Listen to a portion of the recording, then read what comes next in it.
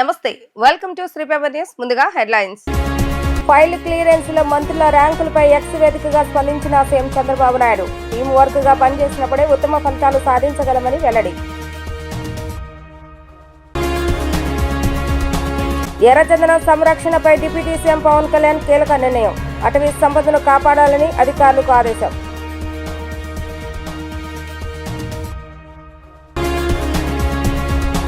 జగన్ మానసిక స్థితి సరిగా లేదన్న మంత్రి సంధ్యారాణి.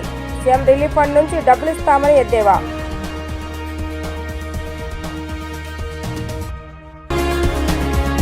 అసాధారణ వేగవంతమైన పనితీరు చూపితే తప్ప విధ్వంస రాష్ట్రంలో పునర్నిర్మాణ ఫలితాలను ప్రజలకు చూపలేమని సీఎం చంద్రబాబు నాయుడు అభిప్రాయపడ్డారు.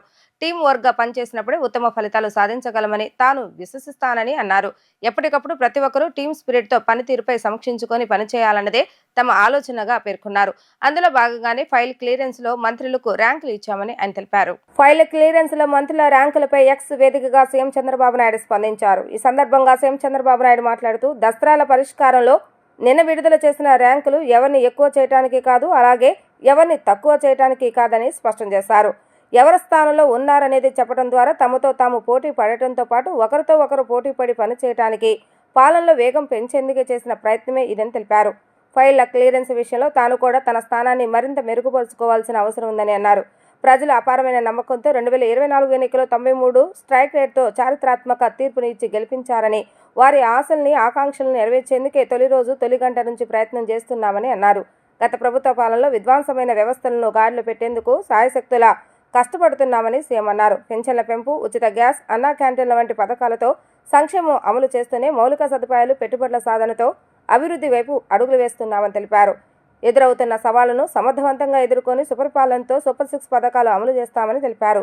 ఇచ్చిన ప్రతి ఒక్క హామీని నెరవేరుస్తామని స్పష్టం చేశారు. ఎర్రచందనం ఒక అరుదైన జాతి, దాని పరిరక్షణ చాలా ముఖ్యమని ఆంధ్రప్రదేశ్ ఉప ముఖ్యమంత్రి పవన్ కళ్యాణ్ తెలిపారు. ఎర్రచందనం సంరక్షణపై కీలక నిర్ణయాలు తీసుకున్నారు. 195 ఎర్రచందనం దొంగలను గుర్తించి స్వాధీనం చేసుకోవటం ఏపీ అటవీ శాఖ, red sandals anti smuggling task force అధికారులు, సిబ్బంది కీలక పాత్ర పోషించారని అన్నారు. అక్రమ స్మగ్లింగ్ చేస్తున్న 8 మంది నేరస్తులను పట్టుకున్న అధికారులకు హృదయపూర్వక ధన్యవాదాలు తెలియజేశారు.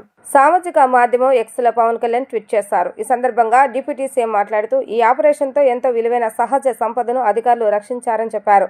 అధికారులు తిరిగిలేని నిబద్ధతకు ఇది నిదర్శనమని అన్నారు. ఇలాంటి చట్ట వ్యతిరేక కార్యకలాపాలను అరికట్టడంలో మీ అంకిత భావం, వేగవంతమైన చర్యలు తీసుకున్న అధికారులను అభినందించారు. ముఖ్యమంత్రి నారా చంద్రబాబు నాయుడు నాయకత్వంలోని ఆంధ్రప్రదేశ్ ప్రభుత్వం వన్యప్రాణులు, అటవీ నేరాలను అరికట్టేందుకు చేస్తున్న అన్ని ప్రయత్నాలకు అండగా నిలుస్తుందని ప్రశంసించారు. ఈ విజయం భవిష్యత్తు తరాల వారికి మన అడవులను సంరక్షించేలా చేస్తాయని ఆయన పేర్కొన్నారు. పెద్దవాళ్లంటే వైఎస్ఆర్సీపీ అధ్యక్షుడు జగన్ కు ఏమాత్రం గౌరవం లేదని మంత్రి గుమ్మడి సంధ్యారాణి విమర్శించారు. జగన్ తీరు మారుకుంటే ప్రజలు ఈసారి కూడా క్షమించరని అన్నారు. జగన్ మానసిక పరిస్థితి సరిగా లేదని, కావాలంటే సీఎం రిలీఫ్ ఫండ్ నుంచి డబ్బులు పంపిస్తానని ఆమె ఎద్దేవా చేశారు. మంగళగిరిలోని టీడీపీ కార్యాలయంలో నిర్వహించిన మీడియా సమావేశంలో మంత్రి గుమ్మడి సంధ్యారాణి మాట్లాడుతూ 5 ఏళ్ల బూతులు మాట్లాడిన జగన్ నోట నీతులు ప్రజలు వినలేకపోతున్నారని అన్నారు. వైఎస్ఆర్సీపీ నేతలు కేంద్ర రాష్ట్ర నిధులన్నీ దారి మళ్లించి వాడేసుకున్న తిమింగలాలని విమర్శించారు. ఆత్మలతో మాట్లాడే జగన్ మానసిక పరిస్థితి అందరికీ తెలిసిందేనని అన్నారు. లండన్లో తెచ్చుకున్న మందులు పనిచేయట్లేదని, జగన్ మానసిక పరిస్థితి చూస్తే అర్థమవుతుందని మండిపడ్డారు. జగన్కు విశ్వసనీయత అనే పదం తెలుగులో రాయటం రాదు, ఇంగ్లీష్లో అర్థం తెలియదని ఆమె ఎద్దేవా చేశారు. అబద్ధాల్లో ఆస్కార్ అవార్డు తీసుకున్న సైకో జగన్మోహన్ రెడ్డి నిన్న ఒక ప్రెస్ మీట్ పెట్టాడు. ఆయన ఆ ప్రెస్ మీట్ లో 2.0 అంట, అంటే యాక్చువల్ గా పిచ్చి జగన్మోహన్, సైకో జగన్మోహన్, దానిలో 2.0 జగన్మోహన్ అంటే ఒకసారి ఆలోచించండి. అంటే పిచ్చి ఏ రేంజ్ లో ఉంది, సైకో ఏ రేంజ్ లో ఉంది అనడానికి 2.0 సైకో జగన్మోహన్ రెడ్డి. ఇప్పుడు ఎందుకనంటే అతనే ఒప్పుకుంటున్నాడు, 5 సంవత్సరాలు నేను ఎవరిని కలవలేదు, 5 సంవత్సరాలు నేను ఎవరి ముఖం చూడలేదు, 5 సంవత్సరాలు కనీసం ప్రజాప్రతినిధులతో మాట్లాడలేదు, 5 సంవత్సరాల కార్యకర్తలను పట్టించుకోలేదు, 5 సంవత్సరాలు కేవలం డబ్బులు దోచుకోవడంలోనే నేను దృష్టి పెట్టి ఉన్నాను. ఇప్పుడు అలా కాదు, ఇప్పుడు జగన్మోహన్ రెడ్డి 2.0 అంటే ఇంకా దోచుకోవడం ఎలాగో నేను మీకు చూపిస్తాను, కాబట్టి ఇప్పుడు అందరినీ కలుస్తాను అని చెప్తున్నాడు ఆయన. అసలు అతనికి నాకు తెలిసి మతి సరిగా పనిచేయదు. ఎందుకంటే ఆయన ఆత్మలతోని వాళ్ళ నాన్నతోని మాట్లాడుతూ ఉంటాడు. మనకి ఎప్పుడు తెలిసిన విషయం, ఎందుకంటే గత చాలా సంవత్సరాలుగా మనం వింటున్నాం, చూస్తున్నాం. అయితే ఆయనకి ఏంటంటే 4 సార్లు ముఖ్యమంత్రి చేసిన అభివృద్ధి సంక్షేమాన్ని 2 కళ్ళు ముందుకు తీసుకెళ్తున్న పరిపాలనా దక్షుడిగా పేరు పొందిన శ్రీ గౌరవ ముఖ్యమంత్రి వర్యులు నారా చంద్రబాబు నాయుడు గారిని విమర్శిస్తున్నాను అని కూడా ఒంటి మీద తెలివి లేకుండా మతి భ్రమించి మాట్లాడుతున్న ఒక మనిషి మానసికంగా పూర్తిగా జబ్బు పడిపోయిన మనిషి గురించి మాట్లాడాలంటే నాకు జాలేస్తుంది. యాక్చువల్ గా అసలు ఏమని మాట్లాడాలి అర్థం అవడం లేదు. ఎందుకనంటే ఆ పాపం ఆ మందులు పనిచేయడం లేదేమో అని నాకు చిన్న అనుమానం కూడా ఉంది. లండన్ లో తెచ్చుకున్న మందులు పనిచేయడం లేదు. పోనీ సరే ఇంక వేరే హాస్పిటల్కి వెళ్ళాలంటే డబ్బులు లేవేమో, కానీ నేను ఒక పని అయితే చేయగలుగుతాను. ఆయన కోసం రికమెండ్ చేసి సీఎం రిలీఫ్ ఫండ్ నుంచి కొంత డబ్బులు ఇప్పించే ఏర్పాటు చేస్తాను. కొంచెం మంచి డాక్టర్ దగ్గర చూపించుకుంటే బాగుంటుందని నేను అనుకుంటున్నాను. ఎందుకంటే పాపం వయసు కూడా చిన్నది అంటున్నాడు కదా. ఈ వయసులో పాపం పూర్తిగా మైండ్ పోయింది. మైండ్ పోవడం వల్ల ఆయన చేసిన అప్పులు మనం చేసినట్టుగా చూపిస్తూ ఆయన ఎవరితో మాట్లాడుతున్నాడో మనకు తెలియదు. ఎందుకంటే ఆయనకి యాక్చువల్ గా పెద్దలంటే గౌరవం ఉంటుందని మనం ఎప్పుడు అనుకోవడానికి కూడా లేదు. కారణం ఏంటంటే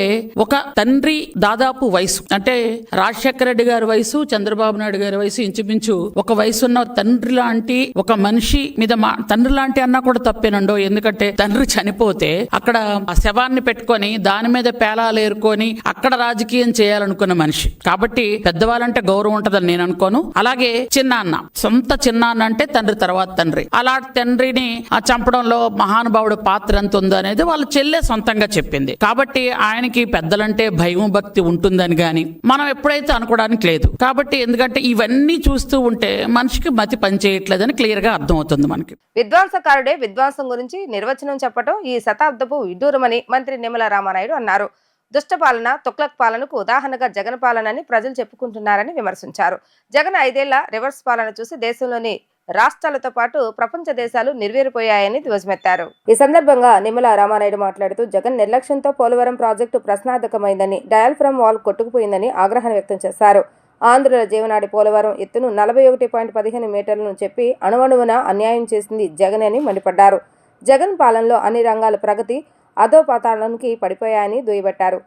జగన్ అరాచక పాలనలో ఎక్కడి పనులు అక్కడే నిలిచిపోయాయని విమర్శించారు. ఘోర పరాజయానికి, రాజకీయ పతనానికి జగన్ కారణాలు విశ్లేషించుకోవాలని హితవు పలికారు. సుదీర్ఘ రాజకీయ అనుభవం, పాలన పరిపక్వత ఉన్న చంద్రబాబు నాయుడుపై విమర్శలు చేస్తే సహించేది లేదని హెచ్చరించారు. చంద్రబాబు నాయుడు, పవన్, మోడీ కలయిక విజయం ప్రజల నిర్ణయమని ఆయన అన్నారు. ఈరోజు చంద్రబాబు నాయుడు గారి మీద, ఈ ప్రభుత్వ పాలన మీద జగన్మోహన్ రెడ్డి చేస్తున్నటువంటి అడ్డకోలు విమర్శలు చూస్తూ ఉంటే విధ్వంసకారుడే వచ్చి విధ్వంసం గురించి, విధ్వంసం నిర్వచనం గురించి మాట్లాడుతూ ఉంటే ఈ దశాబ్దపు విడ్డూరంగా ఈరోజు ప్రజలందరూ కూడా భావిస్తున్నటువంటి పరిస్థితి. అడ్డకోలు విధానాలతోటి, పిచ్చి పిచ్చి నిర్ణయాలతోటి, ప్రజాకంటక పాలనతోటి తుగ్లక్ పేరుని ఈ ఆంధ్రప్రదేశ్ రాష్ట్రంలో సుస్థిరం చేసినటువంటి వ్యక్తి జగన్మోహన్ రెడ్డి.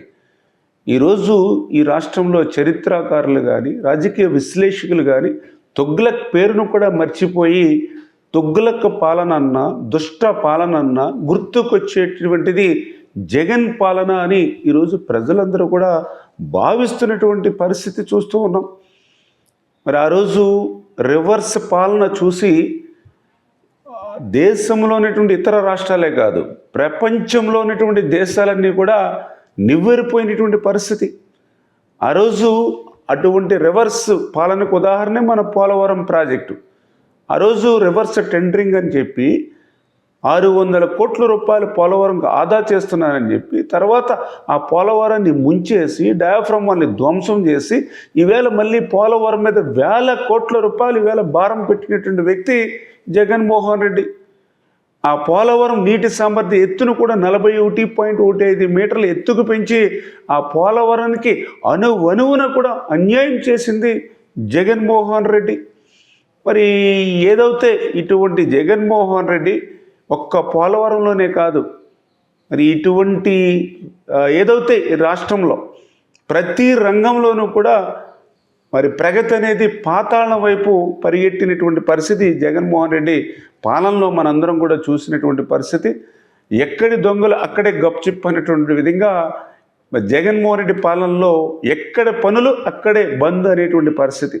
ఎందుకంటే ఆ రోజు మనం చూసాం ఎక్కడ కూడా రోడ్లు కానీ, డ్రైన్స్ కానీ, త్రాగునీరు కానీ ఇట్లా ఏ విధమైనటువంటి మౌలికమైనటువంటి వసతులు లేక ప్రజలు ఎంత కష్టాలు పడ్డారో, అంత అష్టకష్టాలు పడ్డారో మనందరం కూడా చూసినటువంటి పరిస్థితి.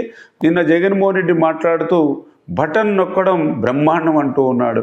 మరి నువ్వు నొక్కినటువంటి ఆ బటన్ డబ్బులు ఎవరివి, ఎవరికి నొక్కుతున్నావు? అప్పులు తెచ్చావు, అడ్డదారులు తొక్కావు. నిజంగా బటన్ నొక్కడమే బ్రహ్మాండం అయితే మరి నీకు ప్రజలు ఎందుకు బ్రహ్మరథం పట్టలేదు?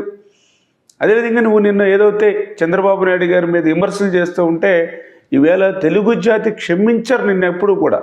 ఎందుకంటే ఈవేళ 4 దశాబ్దాల రాజకీయ పరిపక్వత ఉన్నటువంటి పరిపాలన దక్షతుడు ఈవేళ చంద్రబాబు నాయుడు గారు. అటువంటి చంద్రబాబు నాయుడు గారి మీద, పవన్ కళ్యాణ్ గారి మీద, నరేంద్ర మోడీ గారు, ఎందుకంటే వీరు ముగ్గురు మేలు కలయికను తెలుగు జాతి ఆంధ్రులందరూ కూడా ఆమోదించారు. అంచేత వీరిని విమర్శించడం అని అంటే ఆంధ్రులను విమర్శించడం అనే విషయాన్ని ఈ జగన్మోహన్ రెడ్డి గుర్తుపెట్టుకోవాలని చెప్పి మీ ద్వారా హెచ్చరిస్తూ ఉన్నా. ఆసియాలోనే అతిపెద్ద ఉత్సవం గుణదల మేరీమాత ఉత్సవాలను ఈ నెల 9వ తేదీ నుంచి 3 రోజుల పాటు ఘనంగా ప్రారంభిస్తున్నట్లుగా విజయవాడ కథోలిక పీఠాధిపతి బిషప్ తెలుగుతోటి రాజారావు తెలిపారు. లక్షలాది మంది భక్తులు మేరీమాతను దర్శించుకునేందుకు తరలివస్తున్న నేపథ్యంలో ప్రత్యేకమైన ఏర్పాట్లు చేస్తున్నట్లుగా ఆయన తెలియజేశారు. నగరంలోని గుణదల సోషల్ సర్వీసెస్ సెంటర్లో ఏర్పాటు చేసిన విలేకరుల సమావేశంలో గుణదల మేరీమాత ఉత్సవాలకు సంబంధించి పోస్టర్ను బిషప్ తెలుగుతోటి రాజారావు, మూవల ప్రసాదులు కలిసి ఆవిష్కరించారు. అనంతరం బిషప్ తెలుగుతోటి రాజారావు మాట్లాడుతూ ఈ నెల 9వ తేదీ, 10వ తేదీ, 11వ తేదీలలో గుణదల మేరీమాత ఉత్సవాలను ఘనంగా నిర్వహిస్తున్నట్లుగా తెలిపారు. తెలుగు రాష్ట్రాలతో పాటు వివిధ రాష్ట్రాలు, ఇతర దేశాల నుంచి విశేష సంఖ్యలో భక్తులు మేరీమాతను దర్శించుకుని ప్రార్థనలు చేసుకునేందుకు తరలి వస్తారని చెప్పారు. 3 రోజుల పాటు ప్రత్యేక ప్రార్థనలతో పాటు పలు సాంస్కృతిక కార్యక్రమాలు నిర్వహిస్తున్నట్లుగా తెలిపారు. 3 రోజుల పాటు జరిగే ఉత్సవాలకు లక్షలాది మంది భక్తులు తరలివచ్చే అవకాశం ఉన్న దృష్ట్యా వారికి ఏ విధమైన ఇబ్బంది కలగకుండా అన్ని శాఖల సహకారంతో ప్రత్యేక ఏర్పాట్లు చేస్తున్నట్లుగా వివరించారు. అనంతరం రెక్టర్ ఫాదర్ మూవల ప్రసాద్ మాట్లాడుతూ ప్రతి ఏటా గుణదల మేరీమాత ఉత్సవాలకు వచ్చే భక్తుల సంఖ్య గణనీయంగా పెరుగుతుందని అన్నారు. మరీమాతను దర్శించుకుని ప్రార్థిస్తే సకల శుభాలు కలుగుతాయన్న నమ్మకం భక్తుల్లో ఉందన్నారు. భక్తులు 3 రోజుల పాటు జరిగే ఉత్సవాలకు విశేష సంఖ్యలో తరలి రావాలని కోరారు. ప్రతి సంవత్సరం జరిగే గుణదల లూర్దుమాత ఉత్సవాలు ఆధ్యాత్మిక పరమైనవి. ఇక్కడకు వచ్చే విశ్వాసులను, భక్తులను దృష్టిలో ఉంచుకొని వారికి ఆధ్యాత్మిక పరమైన కార్యక్రమాలను ఏర్పాటు చేస్తున్నాం. దివ్య పూజలు, పాపోచ్చారణ, భక్తులు తమ మొక్కుబళ్లను చెల్లించుకోవడానికి సౌకర్యాలు, మిగిలినవన్నీ సక్రమంగా ఏర్పాట్లు చేయబడ్డాయి. కొత్తగా నియమింపబడిన కొందరు పీఠాధిపతులు నల్గొండ పీఠం, ఖమ్మం పీఠం, కర్నూలు పీఠం నుండి 9, 10 తేదీలలో వచ్చి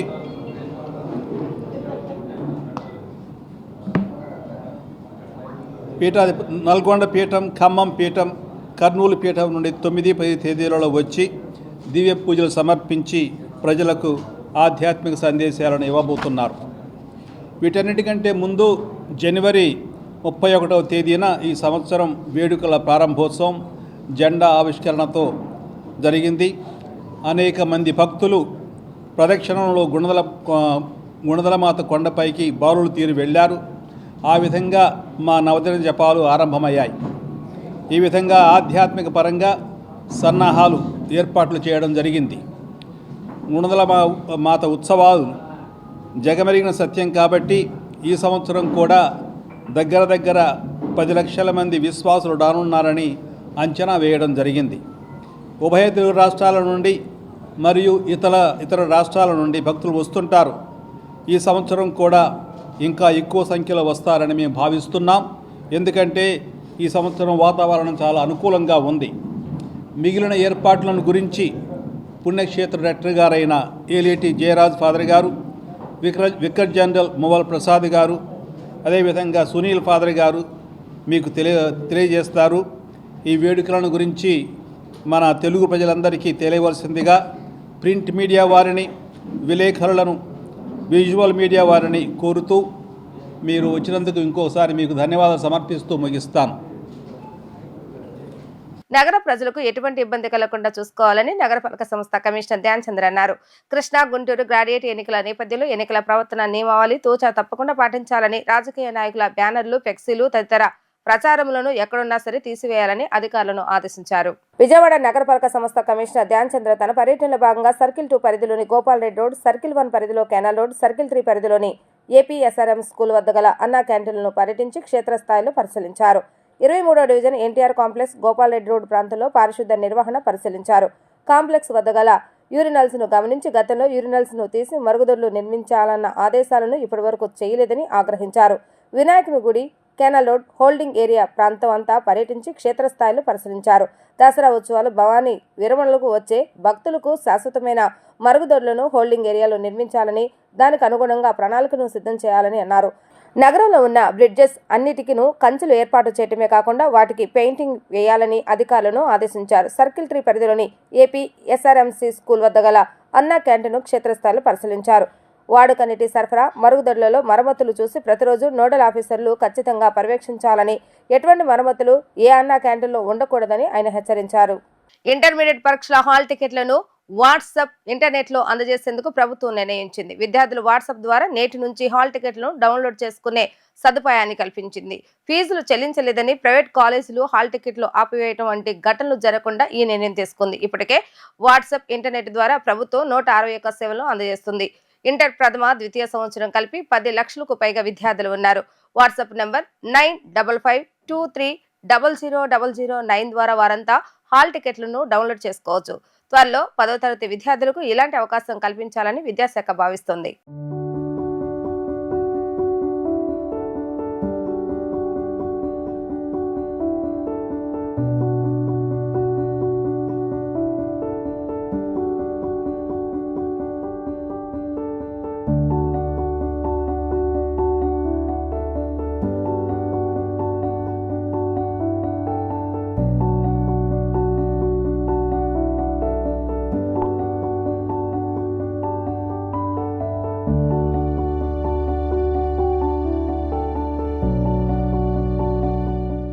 జగన్ నాయకత్వంలో పనిచేయడానికి తాను సిద్ధంగా ఉన్నానని మాజీ మంత్రి సాకే శైలజనాథ్ చెప్పారు. హామీలను కూటమి ప్రభుత్వం అమలు చేయడం లేదని విమర్శించారు. ప్రజల తరపున వైసీపీ పోరాడుతుందని ఆయన తెలిపారు. కాంగ్రెస్ నేత మాజీ మంత్రి సాకే శైలజనాథ్ వైసీపీలో చేరారు. పార్టీ అధినేత జగన్ సమక్షంలో ఆయన వైసీపీ తీర్థం తీసుకున్నారు. శైలజనాథ్కు వైసీపీ కండువా కప్పి పార్టీలోకి జగన్ సాదరంగా ఆహ్వానించారు. ఈ సందర్భంగా మీడియాతో శైలజనాథ్ మాట్లాడుతూ జగన్ నాయకత్వంలో పనిచేస్తూ ఎన్డీఏ ప్రభుత్వం అవలంబిస్తున్న ప్రజా వ్యతిరేక విధానాలను అడ్డుకుని ప్రజల పక్షాన పోరాడాలని నిర్ణయించుకున్నానని అన్నారు. కూటమి ప్రభుత్వం సూపర్ 6 హామీలు అమలు చేయడం లేదు. మరోవైపు ప్రభుత్వ మెడికల్ కాలేజీలను నిర్వీర్యం చేయడం ద్వారా పేదలకు విద్య, వైద్యం దూరం చేస్తున్నారు. గతంలో జగన్ విద్యారంగంలో అమలు చేసిన అనేక సంస్కరణలు ఈ ప్రభుత్వం పక్కన పెట్టింది. ప్రజల సంక్షేమాన్ని కూటమి ప్రభుత్వం పూర్తిగా గాలికి వదిలేసింది. రాయలసీమ జిల్లాలో రైతుల కష్టాలను కూడా చంద్రబాబు నాయుడు ప్రభుత్వం అసలు పట్టించుకోవటం లేదు. వారి తరఫున ప్రభుత్వాన్ని నిలదీస్తాం. వైఎస్ఆర్సీపీ సీనియర్ నాయకుల సహకారంతో ముందుకు వెళ్తాం. మొక్కవోని ధైర్యంతో పనిచేసే నాయకత్వం జగన్ గారిది. అందుకే ఆయన నేతృత్వంలో పనిచేసేందుకు వైఎస్ఆర్ కాంగ్రెస్ పార్టీలో చేరినట్లుగా ఆయన వెల్లడించారు. వారి నాయకత్వంలో ప్రజల పక్షాన పోరాటం కోసం ఈ రోజున నిర్ణయించుకున్నాం. ఈ రోజున సూపర్ 6 అమలు చేయకపోవడం, అట్లాగే మెడికల్ కాలేజ్ని అసలు టెరిషరీ మెడికల్ కేర్ అన్నది గ్రామీణ ప్రాంతాలకు కూడా అంది, ప్రతి జిల్లాలో కూడా గవర్నమెంట్ పక్షాన అందే కార్యక్రమాన్ని లేకుండా చేసే ప్రక్రియ కానీ, అట్లాగే అక్కడ పేద పేదలకు సీట్లు రావాలి. అక్కడ 50% సీట్లు ఆగి ప్రైవేట్కి ఇచ్చేస్తే కొనడం లక్షల రూపాయలతో కొనడం కష్టమవుతుంది. జగన్మోహన్ రెడ్డి గారి ఆలోచన ప్రశ్నించడం ఆ మాట చెప్తా ఉన్నాం. అట్లాగే ఎడ్యుకేషన్ మీద జగన్మోహన్ రెడ్డి గారు ఆ రోజున ఆ గవర్నమెంట్లో చేసిన అనేకమైన ఎడ్యుకేషన్ ఉంటే ముందుకెళ్తారనే ఒక భావనను కూడా ప్రజలకు తీసుకొచ్చిన టైంలో దీన్ని కూడా ఇంకో విధంగా ఆలోచించే కార్యక్రమాన్ని చూస్తూ ఉన్నాం. చివరికి రోడ్లు కూడా ప్రైవేట్ వాళ్ళ చేతుల్లో పెట్టి మన జేబుల్ని కాల్చే ప్రయత్నం చూస్తూ ఉన్నాం. అన్నిటికీ మించి నేను ఒక మాట చెప్పాలనుకుంటా ఉన్నాను. ఆ రోజున ఏదో ఇబ్బంది పడ్డామనుకుంటే అటువంటి ఇబ్బందికరమైన పరిస్థితులు లేకుండా చేయడం అనేది ప్రభుత్వ పక్షాన ఉండాలా. అట్లా కూడా కక్షపూరితమైన ధోరణి దేవుడికి మంచిది కాదు ఇది అన్న విషయాన్ని కూడా గుర్తు చేసుకుంటా ఉన్నాను. సో ఈ రోజున ప్రజల సంక్షేమానికి, రాష్ట్రం సంక్షేమానికి, రాష్ట్రం బలోపేతానికి కూటమి ప్రభుత్వం చాలా అన్యాయం చేస్తూ ఉందని నమ్ముతా ఉన్నాం. దాన్ని ఖచ్చితంగా ఎదుర్కోవడం కోసం అనంతపురం జిల్లాలో దాన్ని గట్టిగా పనిచేస్తాం. అట్లాగే రాయలసీమలో కూడా పనిచేస్తాం. ప్రత్యేకించి రాయలసీమ జిల్లాల్లో రైతుల యొక్క, అక్కడ ఉన్న ప్రజల యొక్క కష్టాలని తీర్చడం కోసం మా వంతు కార్యక్రమాన్ని పెద్దల సహకారంతో చేస్తామని తెలియజేస్తాం. వార్తలు ముగించే ముందు హెడ్లైన్స్ మరొకసారి. ఫైల్ క్లియరెన్స్ లో మంత్రుల ర్యాంకులపై ఎక్స్ వేదికగా స్పందించిన CM Chandrababu Naidu. Team work గా పనిచేసినప్పుడే ఉత్తమ ఫలితాలు సాధించగలమని వెల్లడి. ఎర్రచందనం సంరక్షణపై డిప్యూటీ సీఎం పవన్ కళ్యాణ్ కీలక నిర్ణయం. అటవీ సంపదను కాపాడాలని అధికారులకు ఆదేశం.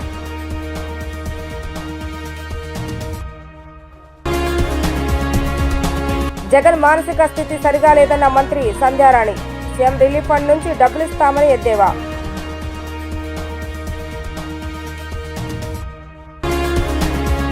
ఇవి ఈరోజు వార్తా విశేషాలు. మరలా తిరిగి ప్రసారమయ్యే వార్తలు మళ్ళీ కలుద్దాం. అంతవరకు సెలవు. నమస్కారం.